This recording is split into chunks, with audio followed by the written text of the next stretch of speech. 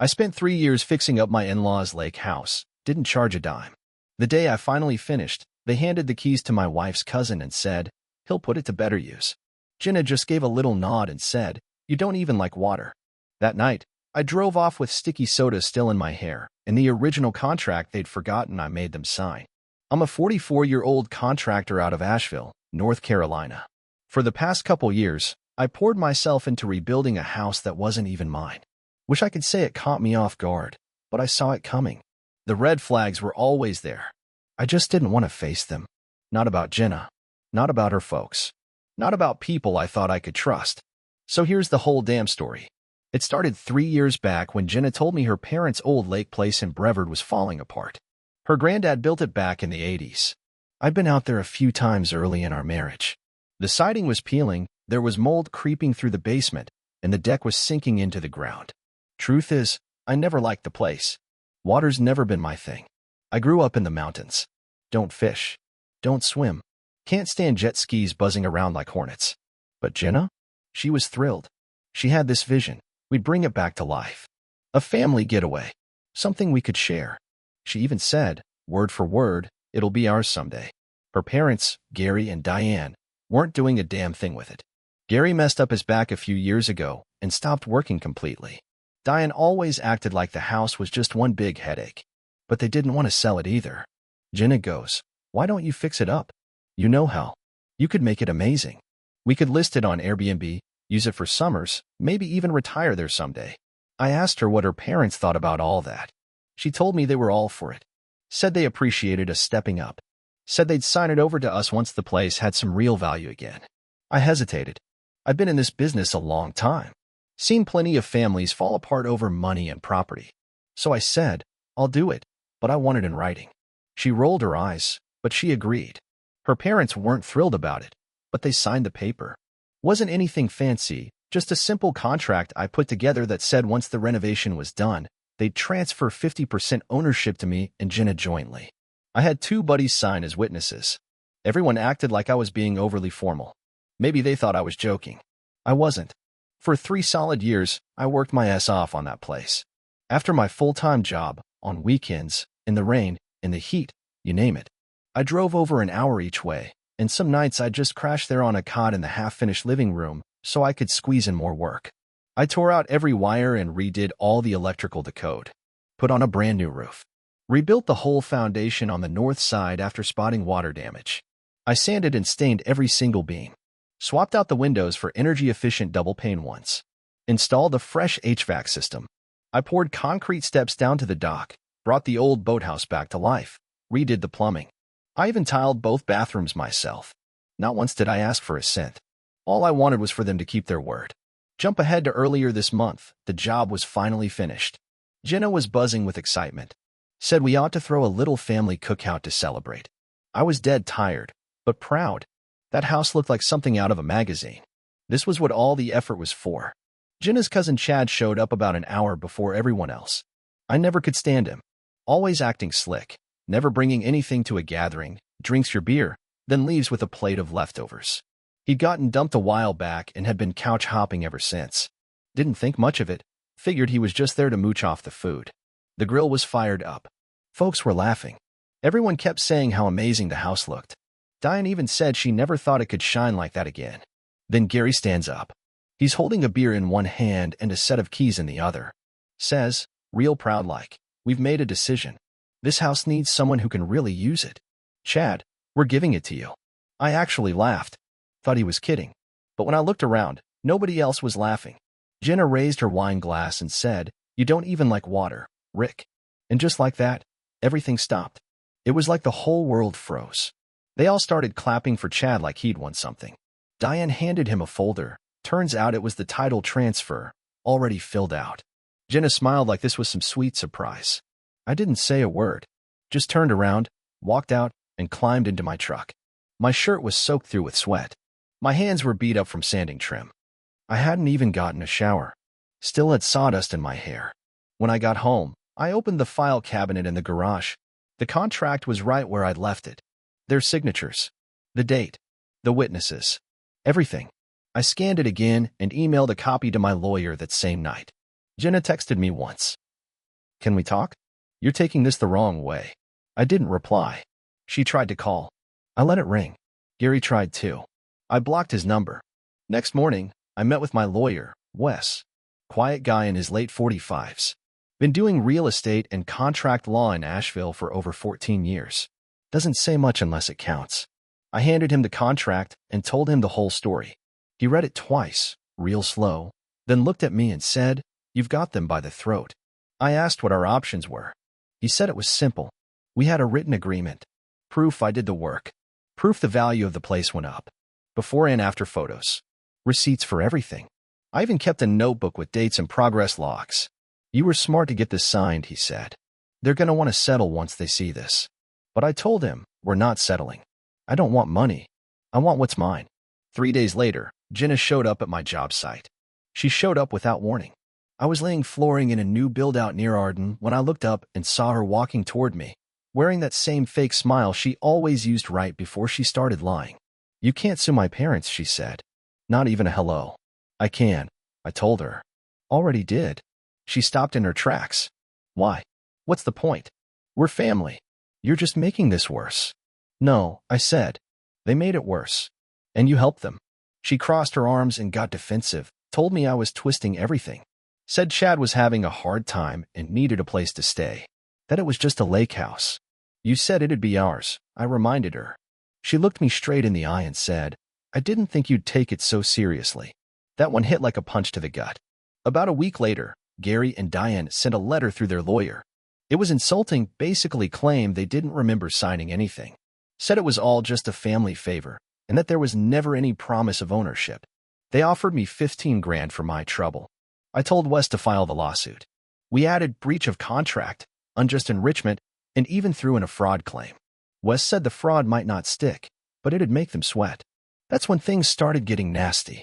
Chad went on Facebook calling me greedy, saying I was ripping the family apart over a house I didn't even live in. Jenna's sister chimed in, saying I'd always been money hungry. Then Jenna started telling our friends I was dangerous, that I was obsessed. One night I came out to my truck and saw a long scratch running down the driver's side. I couldn't prove who did it, but it happened right after I'd had a heated phone call with Gary. They didn't think I'd go this far, but I've worked hard every day of my life.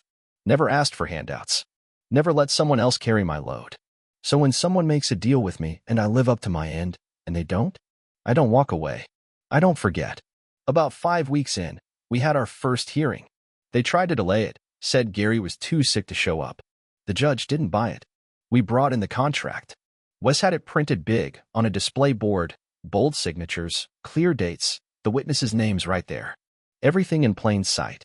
The judge looked it over, then looked straight at Gary and said, Did you sign this? Gary admitted he had, but claimed he didn't understand what it meant. The judge leaned forward and said, You're a grown man. You signed a legal contract. You're responsible for that. Jenna looked like she wanted to vanish. Diane kept her eyes glued to the floor. Chad didn't even bother showing up. After the hearing, they came back with a new offer, $40,000 to walk away. I turned it down. The judge scheduled a bench trial. Wes told me, We're going to win. Just hang in there. A few days later, Jenna hit me with divorce papers. I guess standing up for myself made me incompatible. She wanted half of everything. The house, the savings, even part of my truck, which I'd paid off long before we ever met.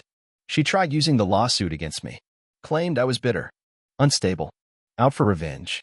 Then came the thing that changed everything. Wes called me one morning and said, You're going to want to sit down.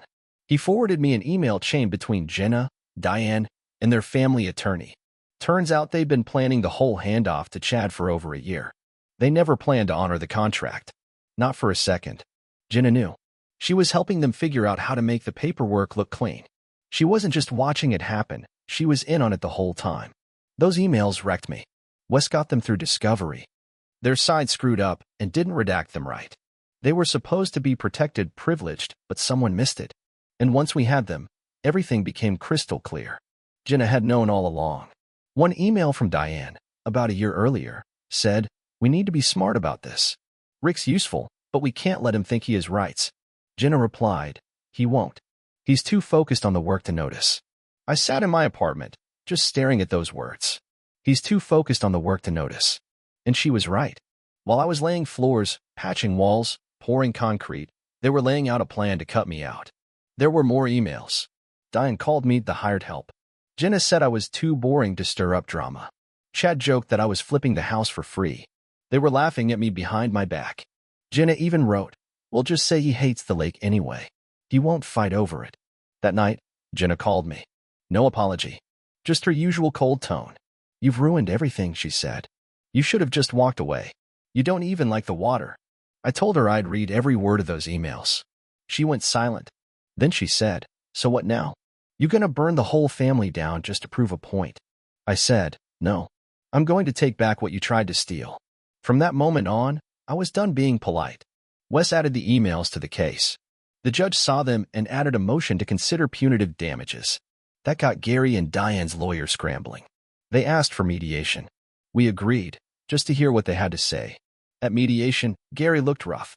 Diane looked mad, like she still didn't understand why I wouldn't just let it go. Jenna showed up but wouldn't even meet my eyes. Their offer? $70,000 to make it right. Diane stared at me. I shook my head. Told them, I want the house. Or half its market value. No discounts. No deals. They went quiet. Chad still wasn't there. Turns out he got busted for DUI the week before. The lake house was the only thing he had left. Gary tried guilt-tripping me. "You're tearing this family apart over a building," he said. "No," I told him. "You did that when you lied." That same week, I found out Jenna had emptied most of our joint savings before she filed for divorce. Moved it to an account in her name, said she needed it for legal expenses. Wes filed a motion to freeze the assets. We won. That was the beginning of the end for them. But for me, the story wasn't quite over. Because then something happened I never expected. A guy named Donnie called me out of the blue. Said he'd seen the lake house listing before all this drama started. He was a local guy, an investor who flipped lake houses for a living. Said he'd worked with Gary before. Also said Gary still owed him money. Then he hit me with something I didn't expect. "You know Gary took out a lien on that property, right? About 6 months ago." My stomach dropped. "No," I told him. "I didn't know that." He sent me the paperwork. It was real. Gary had taken out a $52,000 loan from a private lender and used the lake house as collateral while I was still in the middle of rebuilding it. I brought everything straight to Wes. He read through the docs, shook his head, and said, "They were trying to bleed it dry before you showed up with the contract." Turns out, Gary had mortgaged the place quietly, probably banking on me finishing the upgrades so he could sell it fast and clean up the mess before anyone caught on. But I wasn't about to let that happen. Wes filed an emergency motion with the court. We had the signed agreement. We had documentation of every improvement I'd made. And now we had evidence that Gary tried to cash in behind everyone's back. The judge wasn't impressed. We pushed for a court-ordered sale of the property. The judge approved it. Gary and Diane fought it hard. They begged, claimed Gary's health was too fragile. Their lawyer tried buying time again. Said Chad was emotionally tied to the home. Said the family was crumbling. Wes just looked up and said, "That's what happens when you lie and get caught." The house went on the market. I listed it with a realtor I trust. We got 6 offers in just 3 weeks. The top one? $555,000 cash. Gary and Diane tried to block the sale. Filed an appeal. It got shot down. When the deal closed, the court froze half the funds for me. Jenna tried to fight that too, said she deserved part of my payout in the divorce. But Wes had kept everything airtight. I'd separated our finances 5 months earlier, the moment things started smelling rotten. My share was locked in. I walked away with $303,800. After taxes and closing costs, I cleared about $276,000. As for Gary and Diane, their slice of the pie got chewed up fast. First the $52,000 lien, then the attorney fees, then the back taxes they'd ignored, court fines, losses from Jenna's frozen accounts. They were left with maybe $30,000. And Chad, nothing, not a penny. He never had any legal right to that house. Tried to challenge it, but the court shut it down hard. After that, I heard he bounced around different couches for a while, then moved out of state. No one seems to know where he landed. Jenna didn't get away clean, either. The court made her pay her own legal fees, said she acted in bad faith during mediation. She ended up taking a job 2 hours away and moved in with a friend. She asked for the dog during the divorce. We tried shared custody at first, but he kept peeing on her bed. She gave him back. Oh, and those emails she thought would stay private? I printed them off and handed them to her next employer. She worked in community outreach at a nonprofit. They let her go a week later. Turns out they don't like hiring people who call their husband a useful tool and too dumb to notice. A few months later, she texted me. All it said was, "You happy now?" I didn't bother replying. As for me, I bought a modest little ranch house outside Asheville. Nothing flashy, just a solid home with quiet neighbors and some space to breathe. I took a month off work, put up a fence, planted trees, built a new workbench in the garage, spent time with the dog, reconnected with my sister after years apart.